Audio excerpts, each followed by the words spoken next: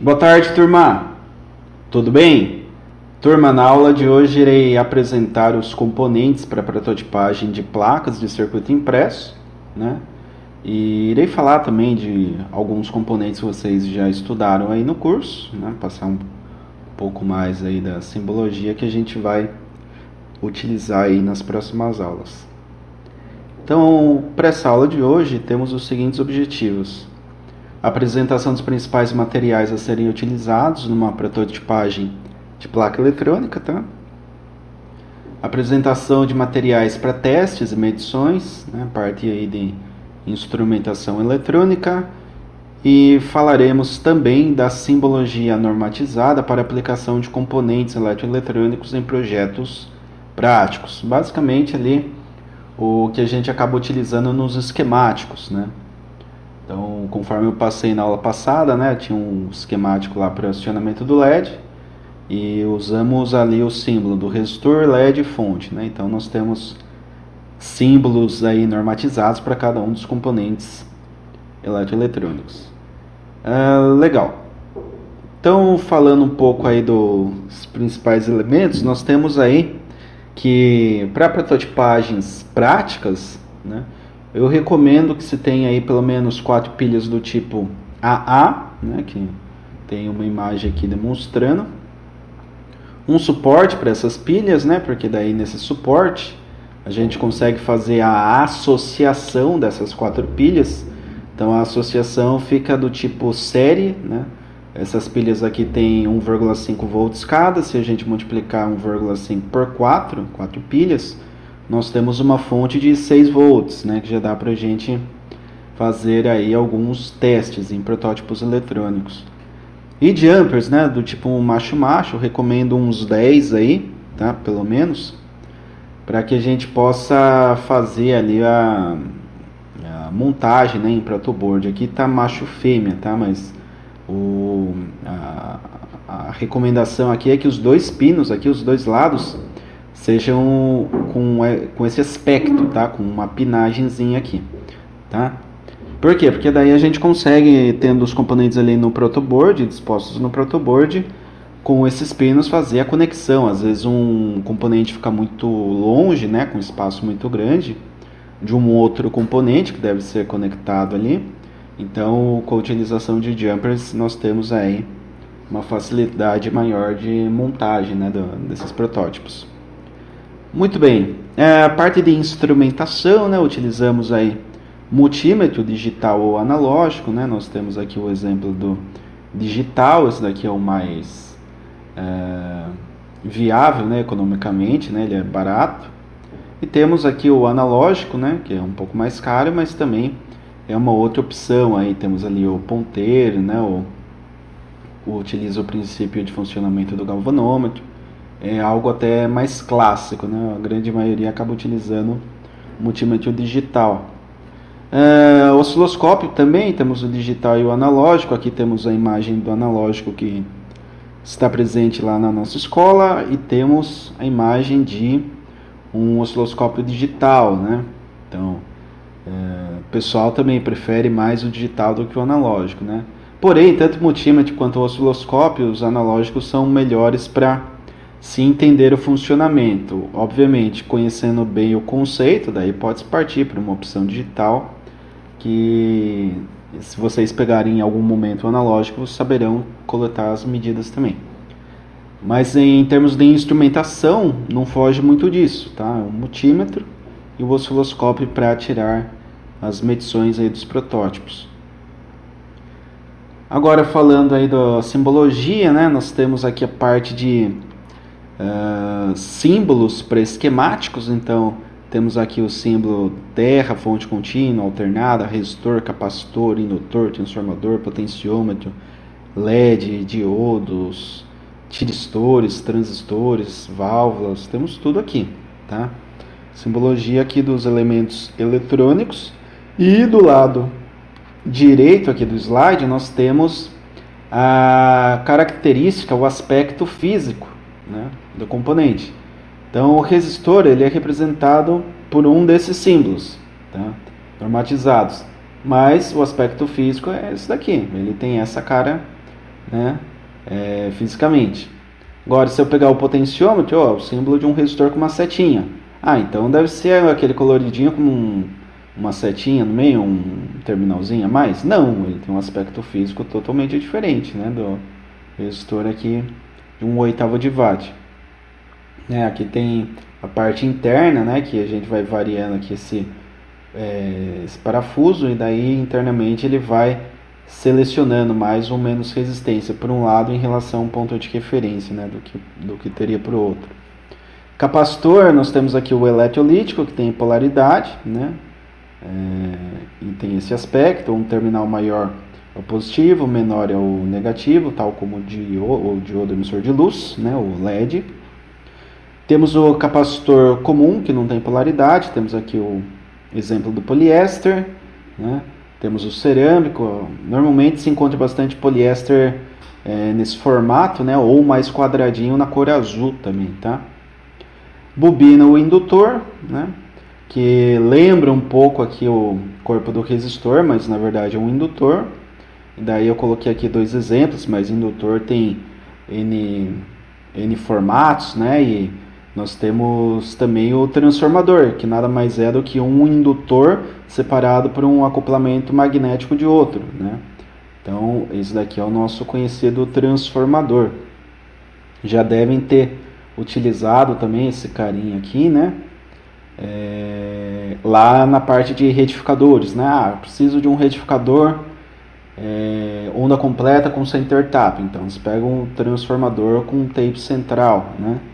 Então vocês já devem ter visto também essa parte aqui dos transformadores.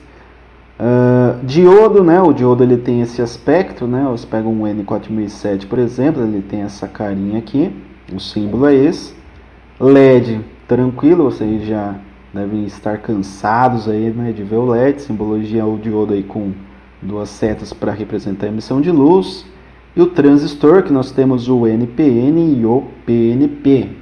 E aqui tem alguns exemplos, né, de encapsulamento, mas existem vários, né, vários tipos aí. Esse daqui é normalmente um modelo utilizado aí para bipolar, né, mas nós temos aí os FETs, os MOSFETs, né, os IGBTs. Então existem várias classes aí de transistores também. Aqui está a representação do aspecto físico de apenas alguns transistores, mas existem muitos outros aí. Legal? Bacana. Então agora eu vou falar dos componentes mais utilizados, né, em projetos eletrônicos. Nós temos aí que 90% dos projetos trabalham aí com LEDs, né? Daí nós temos os LEDs difusos ou LED de alto brilho, resistores, né? Aqui eu coloquei uma imagem com diversos valores aqui, né, que a gente consegue verificar através de tabela, né, o valor desses resistores, o valor nominal. E o protoboard, né, que é a nossa matriz de furos, que a gente vai prototipando aí os diversos circuitos, né? Então quero testar, por exemplo, um oscilador, eu venho e faço no protoboard. Se ficar legal, né, se ficar uma frequência, um período bacana, a gente pode fazer uma prototipagem em circuito impresso, tá? Que é o que nós iremos comentar. Para esse tipo de prototipagem, né, em circuito impresso, utiliza-se uma caneta, né? Caneta de circuito impresso ou piloto de CD da cor preta, tá? Que funciona melhor aí na prática, tá? Que é esse carinha aqui. E nós temos também a necessidade de placa, né, de circuito impresso. Inicialmente eu recomendo para praticar, né, inicialmente, enfim, placa padrão 5x5, 10x10, tá?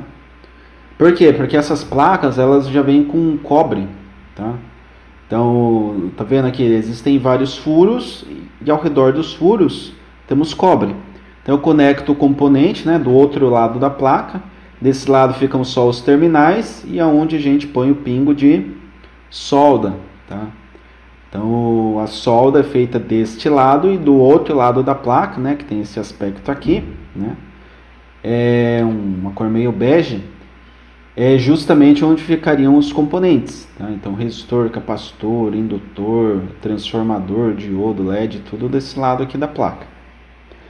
Quando que a gente trabalha com uma confecção de circuito em placa padrão?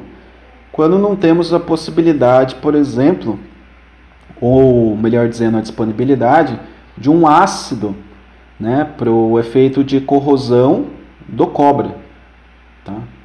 Então eu preciso retirar o cobre de uma placa que não seja padrão, para que fique apenas as trilhas, as ilhas, que enfim são aspectos que eu vou definir mais para frente, mas que fique basicamente as conexões ali no cobre apenas do circuito. Todo o cobre que eu não for utilizar seja descartado, tá?